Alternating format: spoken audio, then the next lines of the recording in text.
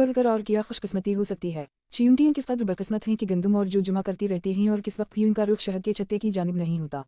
चींटी ने इधर उधर से कुछ शहद चाटा और आगे बढ़ती गई, हत्ता कि शहद के हौज में जा पहुंची और अचानक उसे महसूस हुआ कि इसके हाथ पांव शहद से चिपक गए हैं और इसके लिए अपनी जगह से हरकत करना मुमकिन नहीं रहा। इसने अपनी निजात के लिए जिस कदर कोशिश की, बेनतीजा रही। तब इसने फरियाद की, अजब तरह पकड़ी गई हूँ, इससे बढ़कर और क्या बदबख्ती होगी। ए लोगो, मुझे निजात दिलाओ, कोई जमे मर्द मुझे निजात दिलाओ। है कोई जमे मर्द मुझे इस छत्ते से बाहर निकाल लाए और मैं उसे दूजू इनाम में पेश करूँ। पेशकश पहले थी एक जो की 100 अब 2 की है। इस जहन्नम से निकलने की यही सूझी है। एन उस वक्त परदार चींटी अपने सफ़र से वापस आ रही थी।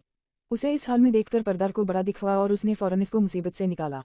फिर बोली, मैं तुम्हें सरजनिश नहीं करना चाहती, लेकिन इतनी बात ज़रूर कहूंगी कि ज़्यादा लालच गिरफ्तारी का सबब बन जाता है। आज तो तुम्हारा नसीब बुलंदी पर था कि मैं अचानक यहाँ पहुँच गई, लेकिन आइंदा मुहतात रहना।